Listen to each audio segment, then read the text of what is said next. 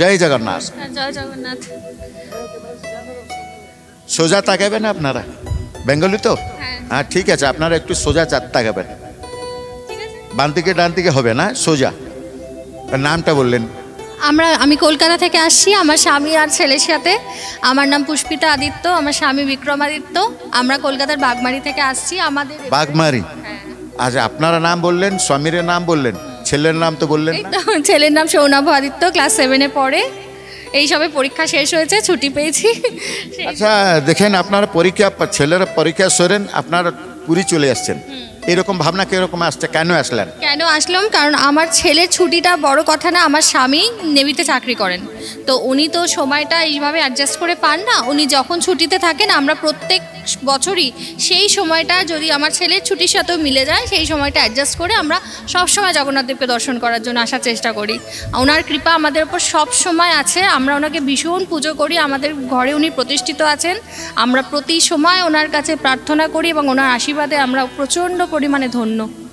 আপনারটা বলে দিন সব, স্বামীদের কি কাজ করে বললেন, ছেলের পড়াশোনা হয়েছে বললেন, ঘরে জগন্নাথের পুজো করেন বললেন। একদিন কি ঘটনা হয়, জগন্নাথ আপনার বাড়িতে গিয়েছেন, কখন কি হলো, বাড়িতে কি হলো, আপনার কি হলো, ছেলের কি হলো, কি স্বামীদের কি হলো, এক ঘটনা কি হলো, প্রভু আছে আপনারা দৃঢ় বিশ্বাসে এসে গেছে ওই দিন থেকে? সেটা যদি বলেন তাহলে এবারের আশাটাই বলতে পারি। আমাদের এবারে আশাটা ঠিক ছিল না। আমার স্বামী জাস্ট কদিন আগে এসেছেন। আমার ইচ্ছা ছিল এখানে দর্শন করতে আসবো, কিন্তু কোনো টিকিট কোনো কিছুর প্রিপারেশন ছিল না। কাল আমার স্বামী অফিসে যান, হঠাৎ করে একজনকার টিকিটটা, 3 জনেরই তাদের ক্যান্সেল হয় কোনো একটা কারণে। তো সেই টিকিটটা আমার স্বামীর বন্ধু তার ছিল। তো সেই মারফতে আমাদের আশাটা, এটাই তো বড় প্রমাণ যে জগন্নাথজি নিজে আমাদেরকে ডাকছেন।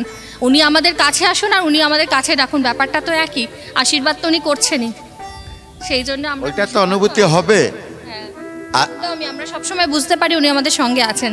সেটা তো বলে বোঝাতে পারবো না, সেটা একদমই নিজস্ব অনুভূতি। আচ্ছা, আপনার বললেন যে আপনার বুঝতে পারলেন যে সব সময় জগন্নাথ আছে, একদিন বুঝতে জগন্নাথ নেই, আপনার অনুভব হয় কয়দিন জগন্নাথ আপনার কাছে? আমি মনেই করবো না উনি নেই, এটা আমার মনের মধ্যে আসবেই না। উনি তো প্রভু, উনি নেই তো আমরা কোথায়? উনি তো আমাদের সব কিছু। কেন আসবে না? মনে আসবে না, কারণ প্রভু আগে, তারপর আমরা তাদের সন্তান। যখন আপনারা স্বার্থ পূরণ ন হবে, কি কাজ জগন্নাথ থেকে বলে আপনারা বলছেন হবে না, কি বিলম্ব হবে, আপনার কি এরকম সম্বন্ধ সম্পর্ক, এরকম ভক্তিভাব বিশ্বাস হবে? আমাদের অনেক কিছুতে অনেক বিলম্ব হয়েছে, কিন্তু ভগবানের উপরে বিশ্বাস কখনো কমে যায়নি। ভগবান সঠিক সময় যেটা হবে তখনই সেটা দেবেন। সেটা আমাদের মনের ক্ষোভ হতে পারে, উনি ওনার সময় ঠিক সব কিছু দিচ্ছেন। সময় কে দিই আপনারা? আমরা সময় দিই না, ভগবান সময় দিই। ভগবান সময় নেন, পরীক্ষা নেন, কিন্তু ওনার যেটা দেবার সেটা ঠিক সময় দেন, অনেক বেশি দেন, ভরিয়ে দেন। ওনার আশীর্বাদের কাছে কোনো কিছুর তুলনা হয় না। আপনারা কতবার পুরী থেকে জগন্নাথের দর্শন এসেছেন?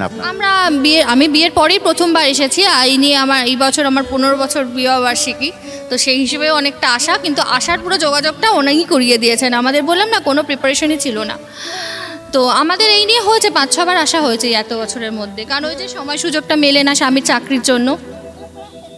আর বলো, আর জগন্নাথ থেকে ঠাকুরকে বলো আর সব টাইমে এসেছেন আপনার দর্শন করো, পুরী থেকে এসো। কোথায় থেকে ক্যালকাটা বললেন? কলকাতার বাগমারি থেকে, মানিকতলা বাগমারি। মানিকতলা বাগমারি, ঠিক আছে, ধন্যবাদ। জয় জগন্নাথ।